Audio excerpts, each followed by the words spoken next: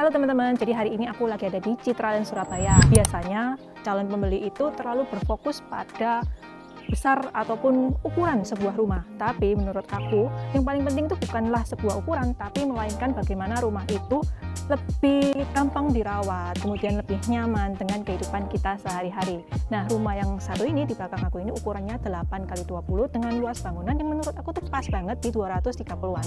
Nanti spesifikasi dan juga harga kalian silahkan cek di deskripsi. Kemudian kalau untuk lingkungan ini enak ya teman-teman karena sudah 3 mobil seperti ini.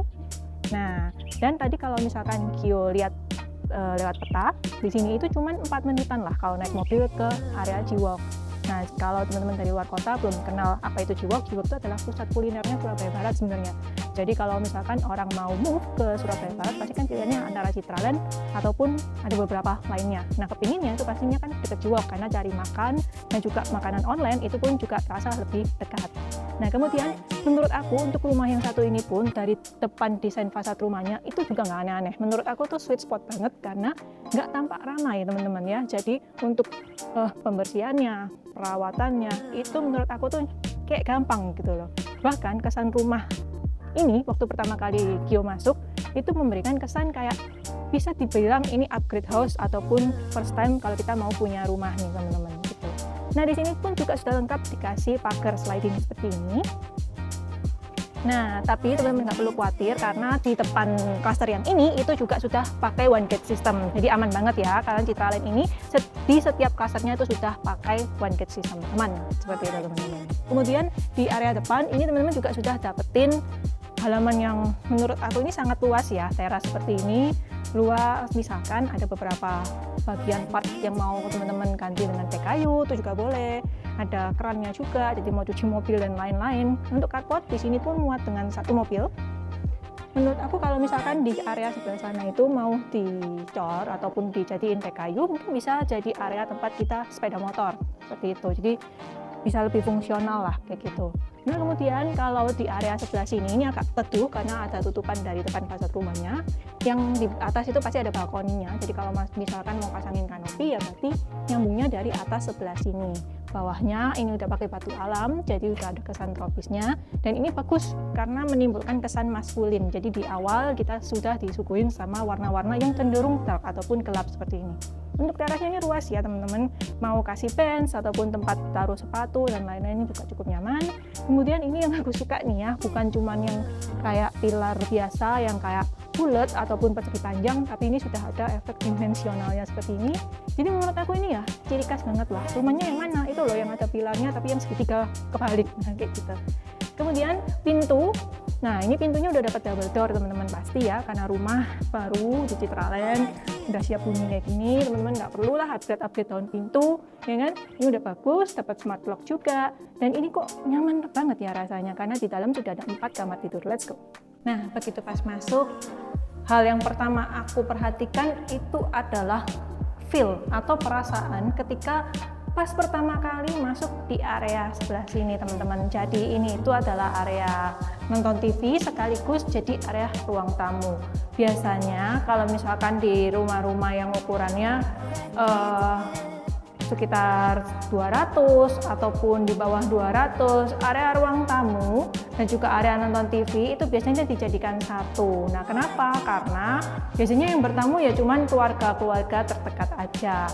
Boleh misalkan kalau yang di sebelah depan tadi di area depan dikasih bench, jadi kalau tamu yang tidak terlalu terkenal bisa ditaruh di area sebelah sana. Jadi area nonton TV-nya teman-teman bisa diarahkan di sebelah sini. Dan suasana ini itu juga didukung dengan arah drop ceiling, adanya drop ceiling yang warna kuning dan ada satu kabel ini buat kita taruh lampu gantung. Jadi di area sini itu kerasanya lebih hangat dan juga nyaman teman-teman, seperti itu. Ukurannya itu pas ya, jadi nggak terlalu besar, nggak terlalu kecil juga, enak. Dan granitnya pun juga udah dikasih slag yang besar, membuat tampilan di area sebelah sini itu tampak lebih lega dan juga luas. Ceilingnya pun juga tinggi teman-teman. Tuh, jadi rumah ini rasanya nyaman buat kita tinggalin untuk hidup kita sehari-hari. Kemudian rumah ini pun juga proporsi layoutnya menurut aku tuh pas. Jadi kalau misalkan tangganya itu kan memang tidak tampak dari depan karena sudah dikasih penyekat ini ya, dinding antara kanan dan kirinya. Kemudian di sebelahnya ini ada satu area powder room. Unik ya powder roomnya, jadi di bawah tangga tapi lengkap loh, ada showernya, kloset, wastafel, bahkan di bawah tangga pun ini kalian bisa taruh simpen-simpen buat storage. Nanti kalau waktu di interior minta request di bawahnya itu ditutup seperti itu. Nah, kalau di area sebelah sini teman-teman bisa jadikan ini sebagai dining area seperti itu. Jadi sometimes ada yang kayak area makannya sama area nonton TV-nya kan bareng. Nah, kalau yang ini enggak, area nonton TV-nya di sebelah sana, area makannya di sebelah sini. Karena di sini tuh ada satu saluran buat teman-teman kalau misalkan kasih ini itu jadi dapur kering. Ini boleh banget. Ini menurut aku cocok sih kalau buat kehidupan aku sih sebenarnya ya, Gio ya. Jadi kalau konten masak ya udah, jadi di ruangan yang sebelah sini aja teman-teman, enak. Jadi misalkan ada anak gitu ya mau nonton TV di sebelah sana ya kita kayak nggak terganggu gitu loh teman-teman ya. Mau taruh beberapa rak lagi di sebelah sini, lemari juga masih bisa karena sudah ada colokannya, blender apa dan lain-lain ya, seperti itu. Nah, di belakang ini masih ada satu bukaan lagi seperti ini, dan ini sudah pakai pintu sliding door yang bisa dibuka dari kedua sisi. Jadi kalau masak anginnya bisa lewat sebelah sini, keluar masuk, sirkulasi udara, cahaya bisa teman-teman dapetin dari halaman belakang. Aduh. Nah, tapi yang di bawah ini sebenarnya tuh sudah di ini ya, di semen teman-teman. Jadi ini batu cuman ya hiasan sih. Kalau teman-teman nggak suka batunya, mau pakai batu yang sebelah sana aja, sebelahnya sini buat kolam ataupun buat tempat kita nyantai sore-sore, ya cukup estetik kok teman-teman sebelah sini seperti itu. Jadi enak kalau dibuka gini, anginnya pun juga masuk dan keluar tuh sempurna. Seperti yang Gio tadi bilang, kalau di awal di sini tuh ada 4 kamar tidur. Berarti satunya tuh di bawah, 3-nya di atas. Dan ini itu menurut aku jadi poin spesial karena biasanya rumah-rumah sekarang itu kamar tidurnya ada di depan, yang mana sometimes ada calon pembeli juga yang merindukan saat adanya satu kamar tidur yang beserta kamar mandi dalam seperti ini. Ukurannya pun juga luas ya teman-teman, seperti ini. Nah gini. Nah ini adalah satu kamar mandi dalam yang menurut aku wow. Jadi kalau misalkan kita tinggal dengan keluarga, ada orang tua yang mau menginap di rumah, boleh jadikan area sebelah sini, yang mana ini sudah sangat lengkap, bahkan ada shower box-nya, hand shower ya kan, terus sudah dikasih pakai kayu-kayu seperti ini ya, jadi supaya estetik. Bahkan ada lampu-lampu kuning kayak gini yang mendukung untuk memanjakan mata. Masih ada satu jendela juga. Nah kemarin itu ada yang bilang kok tiap ruangan itu nggak dikasih jelas ukurannya panjangnya berapa. Sebenarnya teman-teman ya, dulu aku pernah bikin kayak seperti itu, tapi menurut aku hal-hal detail seperti itu mungkin teman-teman bisa waktu survei lah teman-teman ya, waktu survei baru dikeliatin. Nah jadi dari area makan kita menuju ke area dapur basah itu sudah dikasih pembatas pintu engsel seperti ini, kaca, dan juga sudah dikasih top table buat kita masak ya, kompor tanam, sink wastafel, sudah ada kacanya, jadi kayak lebih kesan lebih luas. Jadi ini dapur basah teman-teman, enak. Jadi service areanya bisa diakses terpisah juga dari depan seperti ini. Laundry areanya gila besar ya, dan ini enak, sudah ada area voidnya di sebelah sini. Tuh, ini tuh layout kesenangan sih. Ini kayak layout sepanjang masa loh teman-teman ya. Satu kamar mandi buat ART, satu kamar buat ART. Bisa kita suruh untuk pergi ke belanja sana. Ini pun juga udah pakai pintu service area yang ada jaring-jaringnya. Jadi angin juga masih bisa masuk teman-teman. Gitu.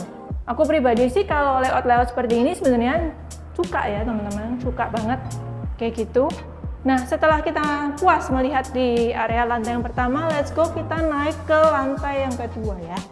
Yang menarik itu di area tangganya ternyata kesannya tuh kayak nggak sempit gitu teman-teman ya, masih nyaman sekali buat kita kalau misalkan punya anak kecil ataupun balita karena sudah ada pegangannya seperti ini, dan ini juga minim perawatan ya, pegangannya tuh bisa gede gini loh, kayak kita punya anggota keluarga senior mau naik pun juga masih enak.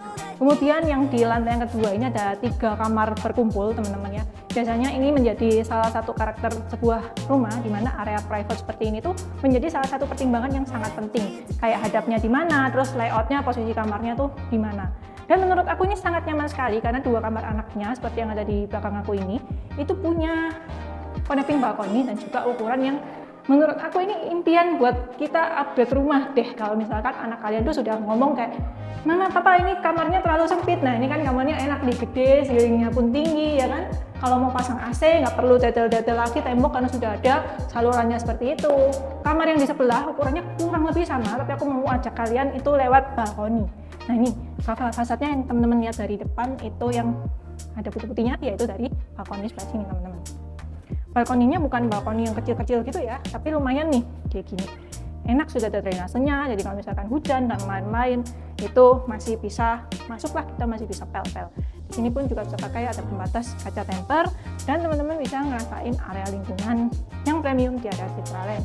Ini sudah ada pembatasnya ya, jadi air nggak bisa masuk nih teman-teman karena sudah lebih tinggi daripada area balkoni. Itu menjadi satu hal poin penting sebenarnya kayak gitu. Ini ukuran kamar yang mirroring ya, jadi kamar sebelah sama kamar yang ini tuh sebenarnya mirroring. Untuk material dan juga tahun pintu lain-lain sebenarnya semuanya itu sama seperti itu.